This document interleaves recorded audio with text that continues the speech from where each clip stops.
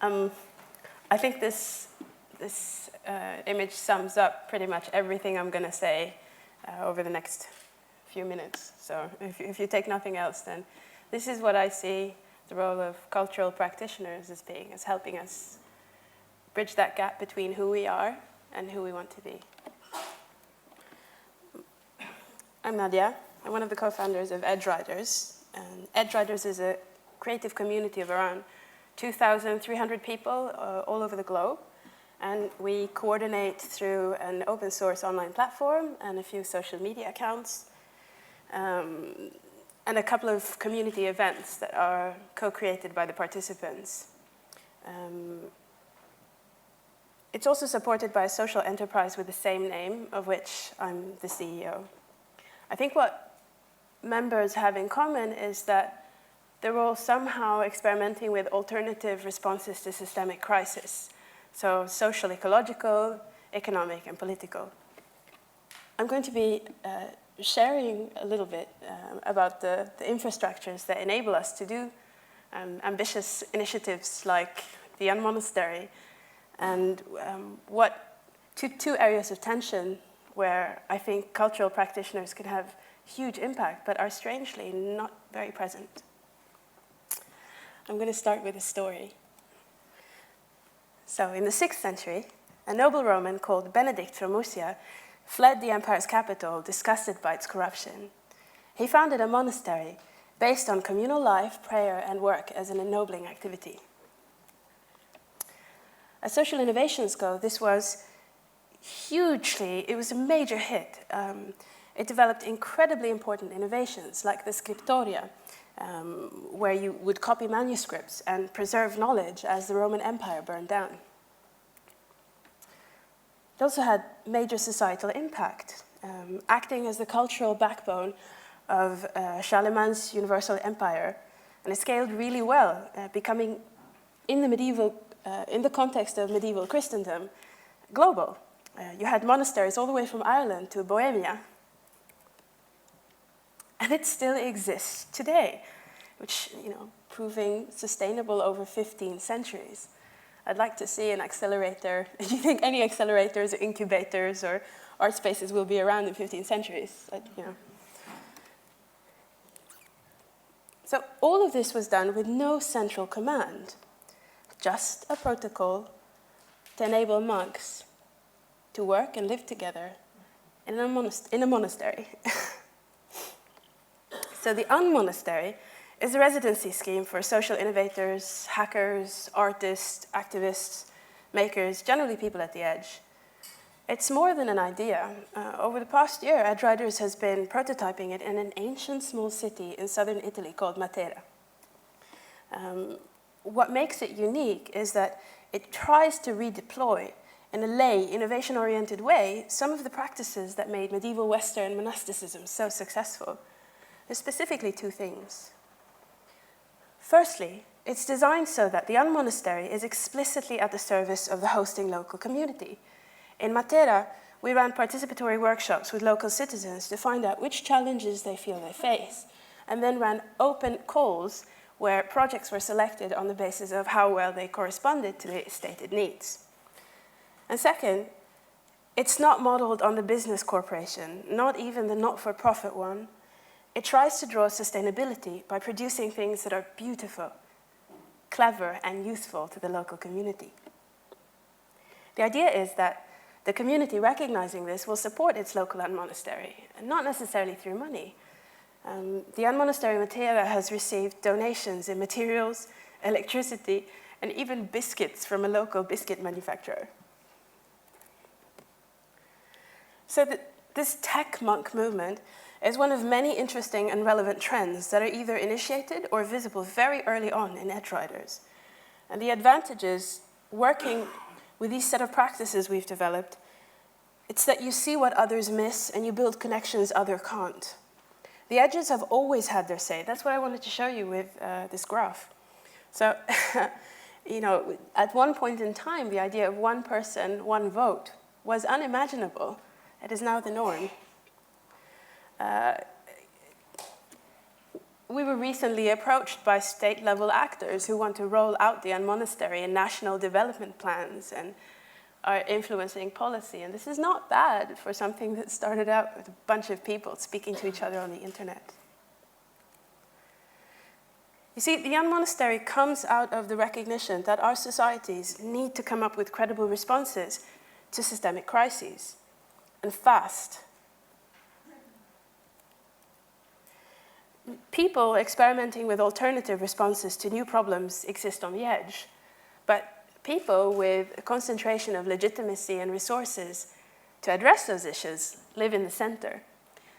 But the edges are stormy and messy, and there are no good maps to the edges. So the actors at the center turn to organizations like McKinsey or consultancies to help them see what's going on. The problem is those guys are in the center, like the clients they're supposedly trying to help. And the center asks all the wrong questions and looks in all the wrong directions. And this cartoon, I think, illustrates the prevailing wisdom.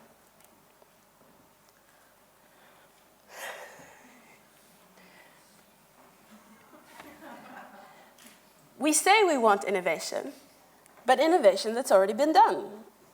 The thing is, disruptive innovation is impossible to evaluate, even in theory.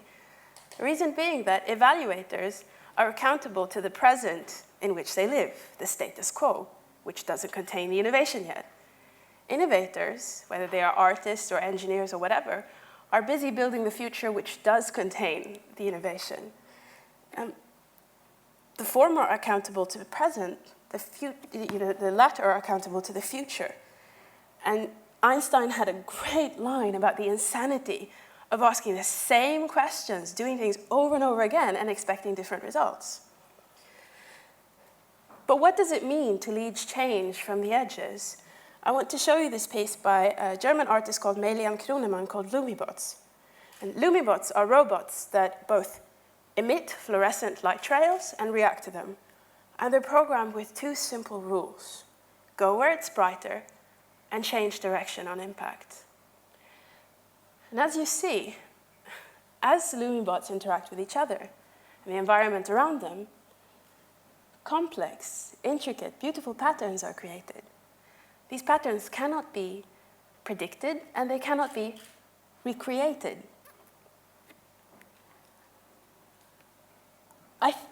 I wanted to highlight the concept of complexity and emergence. You see, in addressing all of these, trying to address all of these major challenges, we often forget that the outcomes of decisions are unpredictable, even in theory. I like to think of the Lumibots as actors in society, and these patterns are the outcomes of their work or interactions. So, how do we affect change? Well, see, this takes us to the topic of, I guess, the event, visibility. So, basically, all mainstream actors that we entrust with capability to help us to respond credibly to the threats, the existential threats to our futures, they're all in that quarter. They work in the realm of that which is known or visible and high probability. The thing is, innovation happens in the red quarters. And that's what Edgeryders is. We do nothing but look in weird directions. And what does it mean, this work that we do? It means that we have to rethink what risk is. What if we focus on risk of lost opportunities from not being where we have no maps and we don't know what's going on and we can't see?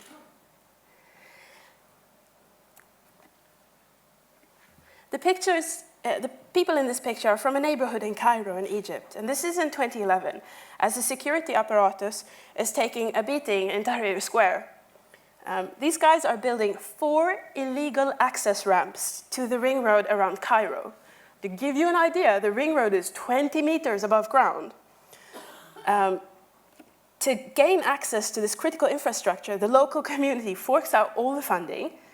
They basically rent tractors and just hack one of the busiest ring roads in one of the busiest cities in the world. They get these road worker jackets so that it all looks legal and legit, and they just go for it. I mean, you know, it's literally the wiki city. And this cost an estimated million Egyptian pounds. And even though it was around 25% of the cost of what it would take to do this officially, it lives up to all official requirements and specifications, government specifications. And then when they were done, they call out the chief of police to inaugurate it. They take a picture of this guy smiling, and it's cool. Okay? So Egypt apparently has a movement called tactical urbanism that pulls this kind of stunt. I'd like to meet Elf. Elf is a programmer. He used to work in San Francisco. He also threw away all his official papers in, what's it called, a recycling bin 4 years ago, and gave away all of his money, and he's been living moneyless since. He doesn't do this because he's crazy or because he has to, but because he believes that a non-transaction-based economy, not reducing our human interactions to transactions, would relieve us of many social ills.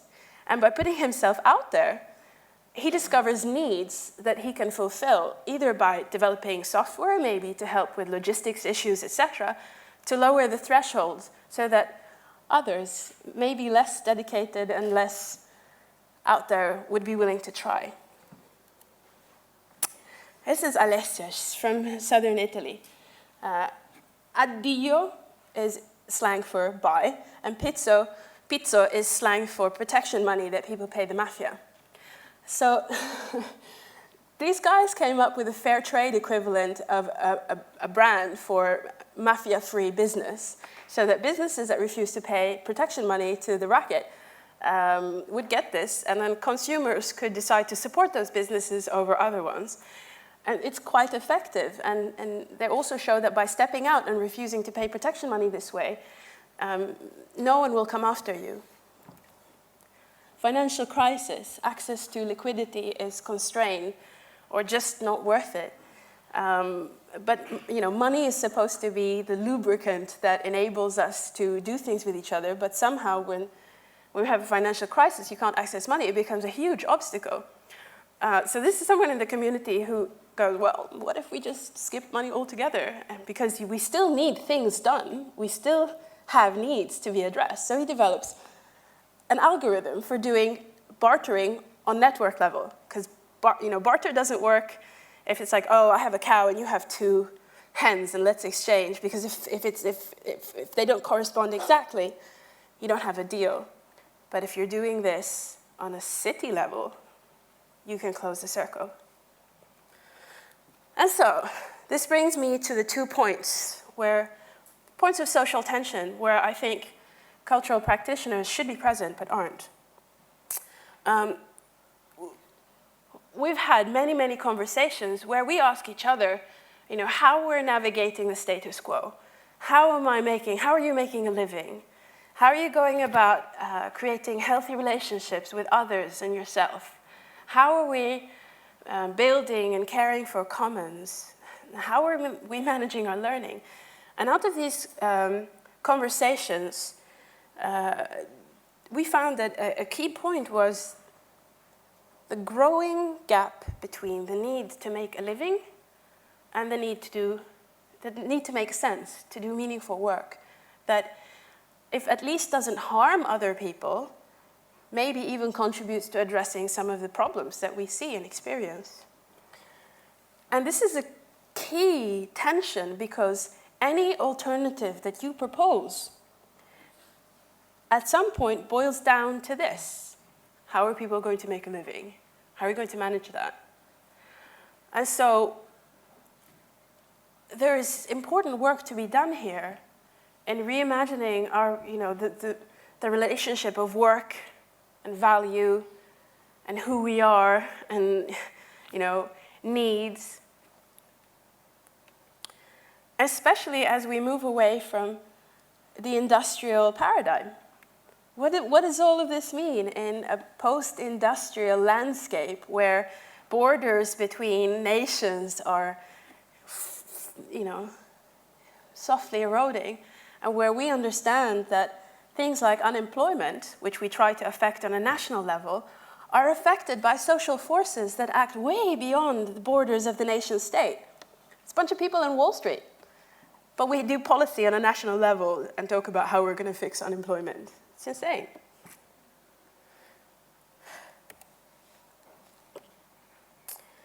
Which brings me to the second point, second of two areas of current tension in our societies where I think cultural practitioners really can have an impact.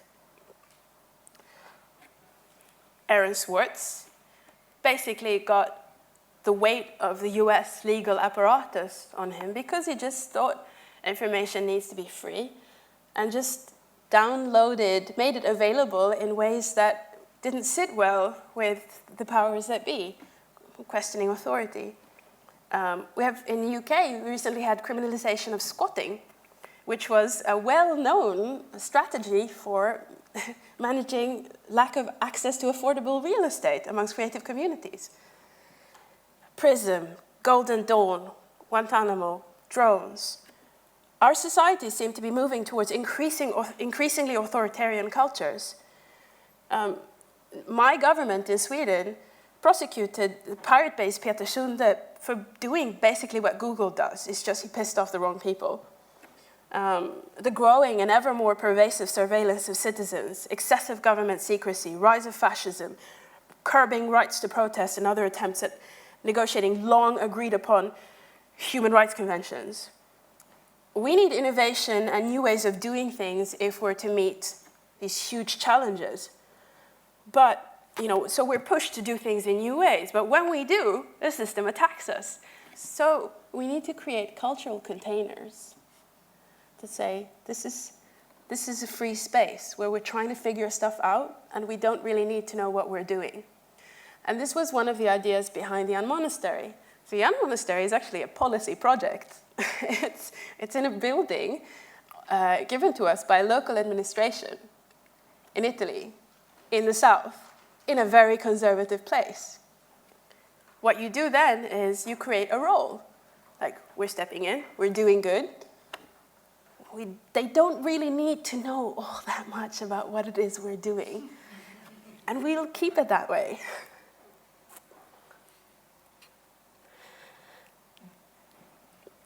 So this is back to the topic of this talk. I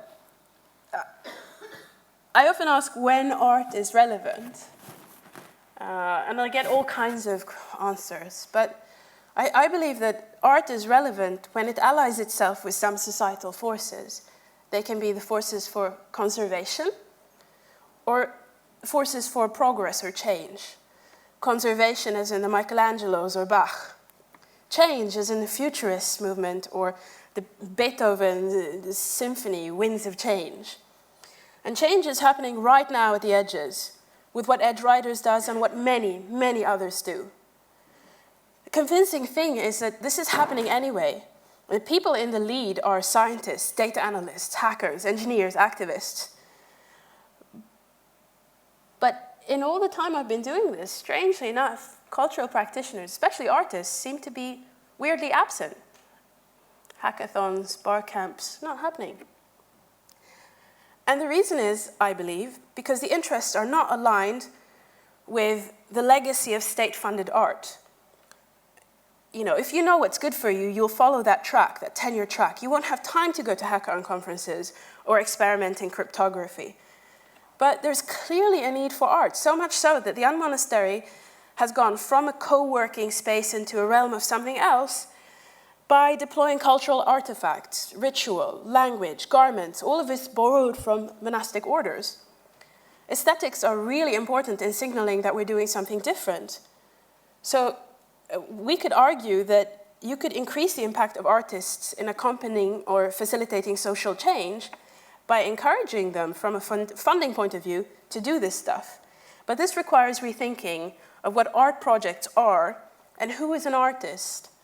And yes, there will be casualties and there will be mistakes, but this is inevitable when you're trying to do something new. This is where I'm going to be in October.